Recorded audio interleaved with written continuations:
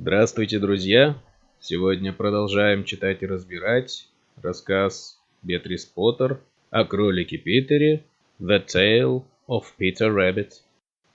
Третья часть закончилась тем, что кролик был в страхе, не зная, куда ему идти и что дальше делать.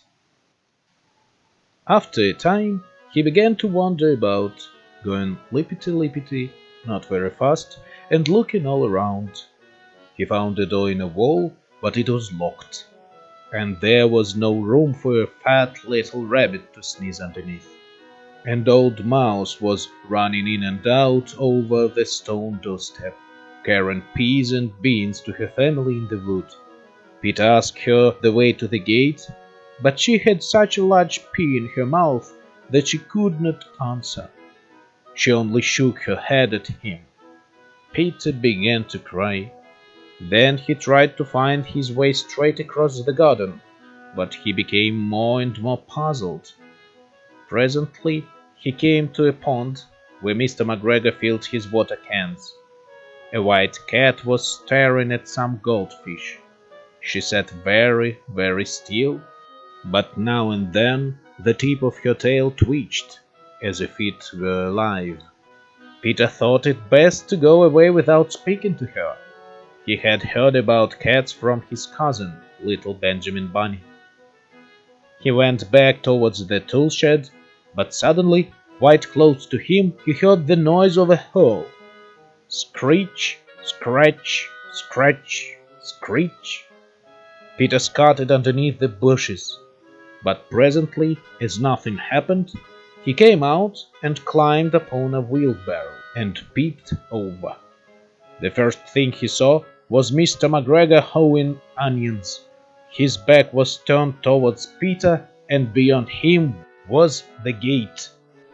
Давайте разберем прочитанное. After a time he began to wander about. Через какое-то время он начал бродить кругом. Going lippity-lippity, not very fast. Lippity-lippity — это слово, придуманное автором, которое обозначает, как передвигаются кролики в припрыжку. And looking all around, осматриваясь вокруг. He found a door in a wall, он нашел дверь в стене. But it was locked, но она была закрыта.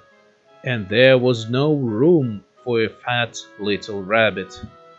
Обратите внимание, слово room переводится как комната, но еще она может переводиться как пространство или место в данном случае.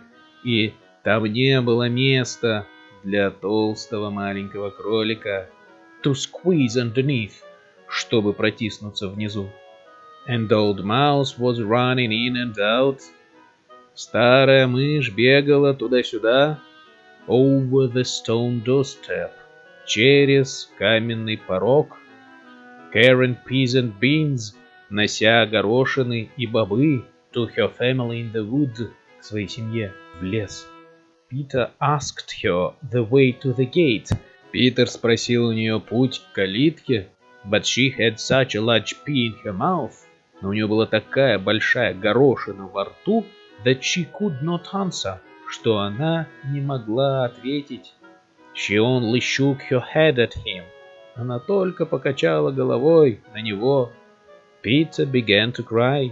Питер начал плакать. Then he tried to find his way straight across the garden. А затем он попытался найти путь или дорогу прямо через сад. И позади него была калитка. Но он становился все более и более озадаченным. Обратите внимание, слово puzzle — это либо загадка, либо задачка. Presently he came to a pond. В тот момент он пришел к пруду. Where Mr. McGregor filled his water cans, где мистер МакГрегор наполнял свои лейки. A white cat was staring at some goldfish. Белая кошка пристально смотрела на золотых рыбок. Обратите внимание, слово stare — это уставиться или смотреть пристально. She sat very, very still. Она сидела очень-очень неподвижно. Обратите внимание, что все животные имеют пол. То есть мышь здесь she, кошка здесь тоже she, что значит она. В жизни, если мы не знаем пола животного, если это не наше домашнее животное, мы бы назвали животное местоимением it. А здесь подразумевается, что это персонажи рассказа. Они могут разговаривать, у них есть пол. Они полноценные герои повествования.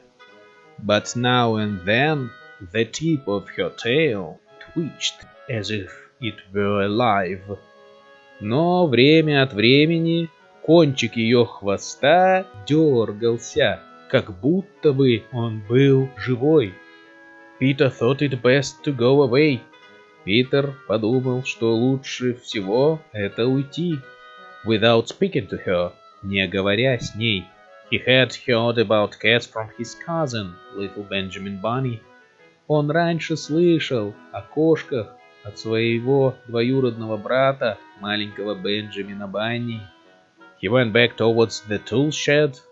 Он пошел назад в направлении сарая для инструментов. But suddenly, quite close to him, но вдруг, неожиданно, довольно близко к нему, he heard the noise of a hoe.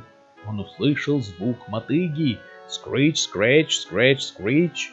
Звуки мотыги. Peter scuttled underneath the bushes. Питер кинулся под кусты. But presently, as nothing happened, но вскоре ничего не происходило. He came out. Он вышел наружу. And climbed upon a wheelbarrow. И вскарабкался на тачку. And peeped over. И украдкой посмотрел через нее. The first thing he saw was Mr. McGregor hoeing onions. Первая вещь, которую он видел, был мистер Макгрегор, мотыжащий, обрабатывающий луковицы. His back was turned towards Peter. Его спина была повернута к Питеру. And beyond him was the gate. И позади него была калитка. Чем закончилась эта история, узнаем в следующий раз. Спасибо за внимание. Счастливо!